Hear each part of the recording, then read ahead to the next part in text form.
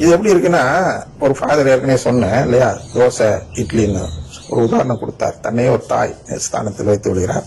திருச்சபை என்பது தாய் என்பதால் தன்னை ஒரு திருச்சபையாக பாவித்து அவர் அந்த ஒரு உருவகத்தை சொன்னார்.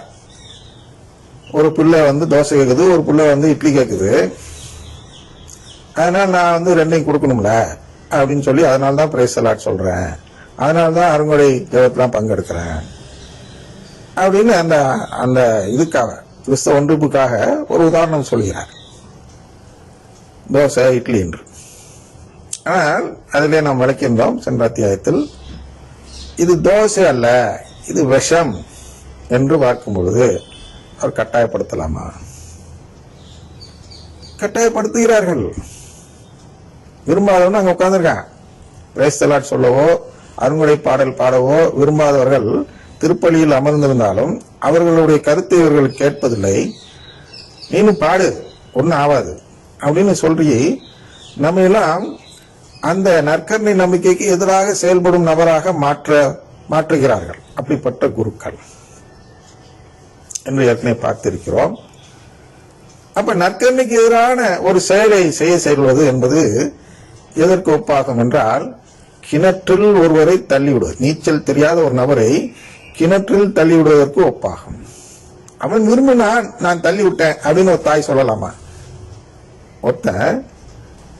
அதாவது தாய் தன் பிள்ளைக்கு தேவையான விஷயங்களை செய்வதுதான் ஒரு தாயுடைய குணம்.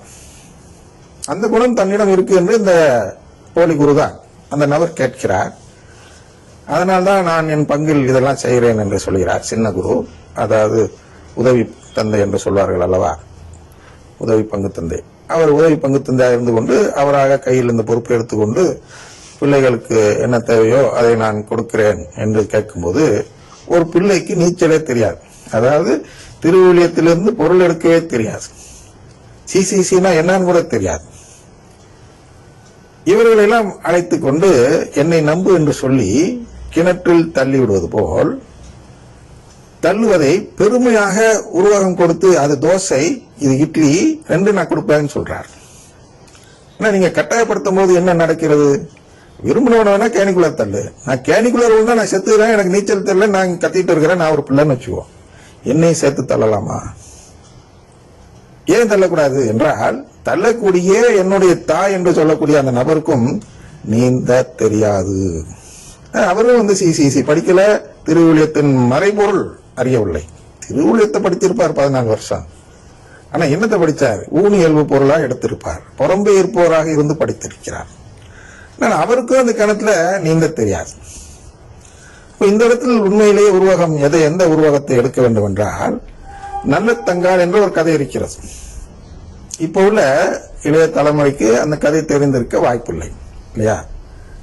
7 பிள்ளைகள், இந்த 7 நபர்களையும் கிணற்றுக்குள் தள்ளிவிட்டு தானும் அதற்கு குதித்து விடுகிறார்.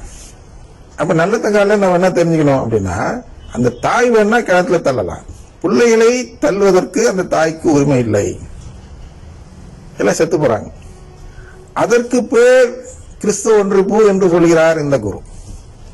பேர் உங்களுக்கு தெரிய வேண்டும் என்றால் அவர் பேர் பிரதீப் என்று சொல்கிறார்கள். ஏன் அவர் பேர் என்ன சொல்லனா, அநேக குருக்கள் இது கொண்டிருப்பதால் ஒருவருடைய பெயரை மட்டும் சொல்வது நீதியாகாது. ஆனால் ஏறக்குறைய அனைத்து அருங்கொடை இயக்க குருக்களும் இதே கருத்தில் தான் இருக்கிறார்கள். கட்டாயப்படுத்தி அவர்களை கிணற்றில் தள்ளுவது, குதி நானும் குதிக்க போறேன் அப்படின்னு சொல்லி கட்டாயப்படுத்தி கிணற்றில் தள்ளும் செயலைதான் அருங்கொடை இயக்க குருக்கள் செய்கிறார்கள்.